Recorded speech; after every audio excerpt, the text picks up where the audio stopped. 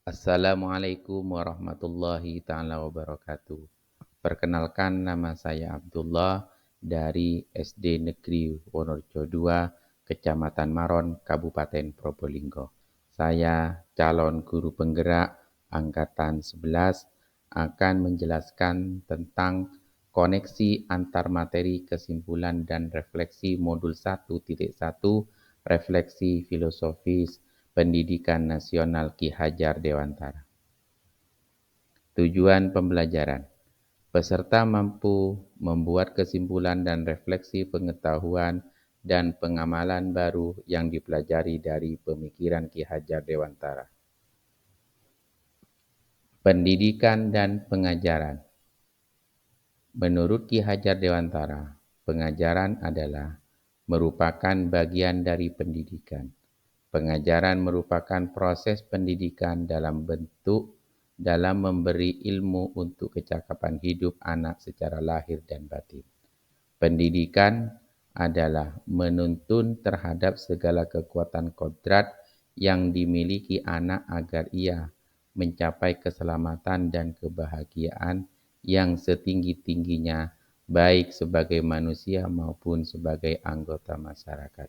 Pendidikan menciptakan ruang bagi murid untuk bertumbuh secara utuh agar mampu memuliakan dirinya dan orang lain serta menjadi mandiri.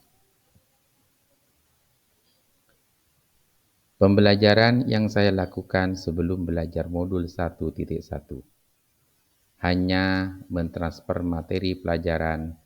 Ketuntasan dalam penyampaian materi lebih penting daripada memahami karakteristik murid. Penilaian mengutamakan aspek kognitif saja. Pembelajaran yang saya lakukan sebelum belajar modul 1.1 menganggap pembelajaran sudah berhasil ketika murid sudah mencapai nilai KKM. Murid hanya sebagai objek pembelajaran yang berpusat pada guru. Pembelajaran yang saya lakukan sebelum belajar modul 1.1 tidak melakukan penguatan materi yang sudah diajarkan.